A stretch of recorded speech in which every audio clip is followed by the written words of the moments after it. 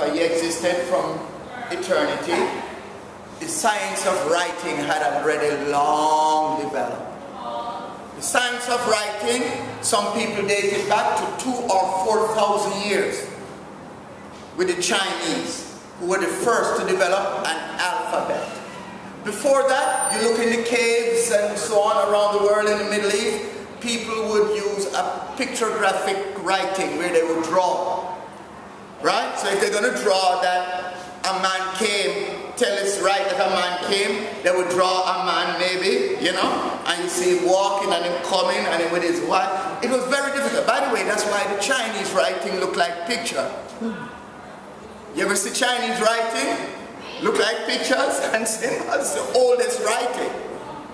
But by the time Jesus came, they didn't have computers, they didn't have, they used to write on a thing called papyrus, which is a plant that looked kind of like our cactus, and they would squeeze the juice out and roll it and dry it, and then they would use a stylus like we have pen. How they used to write holy like this, only God knows. They never had lead pencil. When Jesus was on the earth, 90% of the people might have been totally illiterate. Are you with me? They couldn't write, they couldn't read. They had no way, they would want to send something, they had no postal system. Right? If you move away from home, you may never see your family again. They wouldn't travel far from home because they thought they would fall off the earth's edge. A man would go a little place to Cyprus and he would come back and tell people, and they would sail there and sail a little bit further. Even to reach Rome was a great trip.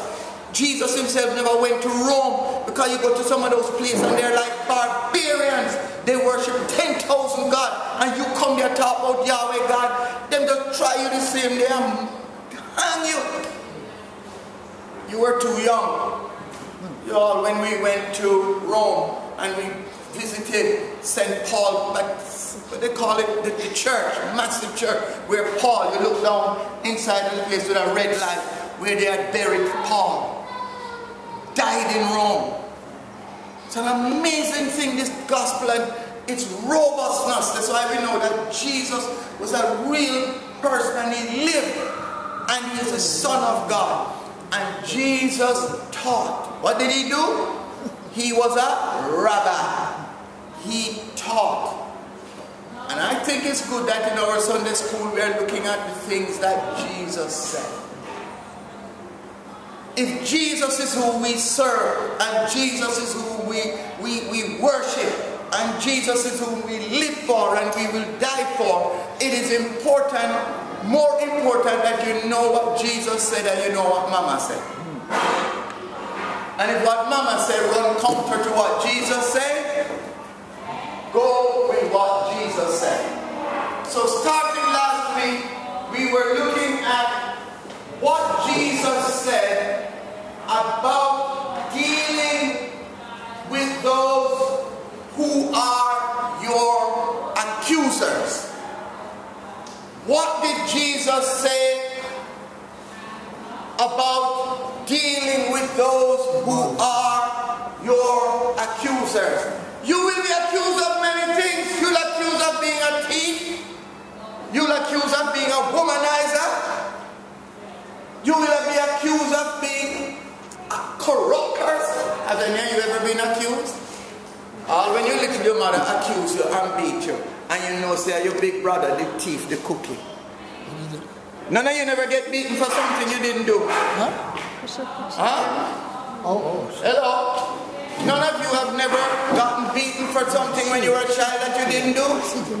Let me see the hands of all of those who have gotten beaten for something they didn't do. Let me see all of you who beat you picnic for something they never do. I have been in situations where teachers just come in and beat the whole class. I said, one on the rock. So if you don't want to tell me, I beat everybody today. And you have ever been there. Right? Do you know that now we have a court system? By the way, in the time of Jesus, there was a court system. Did you know that? Even Jesus had a trial, don't he? Huh? Before Pilate. The governor could give you amnesty, just like today. When the President of the United States is in his last term, he is allowed to give amnesty. The President of the US can let any murderer out of jail. I think he has about 8 amnesties he can give. From now, people are lobbying Barack Obama about their parents who it was just a mistake, or this man did that. On his last day in office, President can stand up and release any 8. I think it's about 8. And that's why they brought Jesus to Pilate, because Pilate had that authority, right?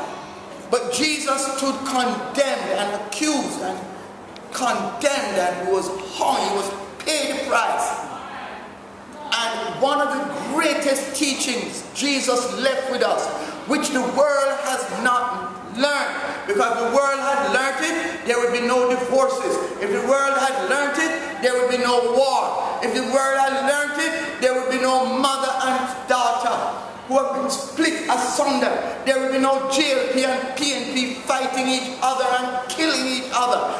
And this teaching was how to deal with those who despitefully use you. I think it's very profound. And in an age when everybody just about was illiterate. Matter of fact, we ourselves have discussed whether Jesus himself was illiterate. We know intuitively that he couldn't be, because he was the creator of everything, right? But we know that there is not one single written record where Jesus wrote. There's no record of it. If he wrote in the dirt can't hold writing for you to find. If for a shower, rain, or breeze, it would go. Are you me?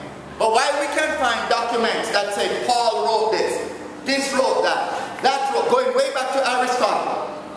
We know that Socrates, who was another great guy, never wrote. Because we saw writings where he said he would never write. And we know that Socrates used another great philosopher to do his writing. But we have no evidence that Jesus, as a matter of fact, that is one of the reasons why it is very difficult to prove the historical Christ.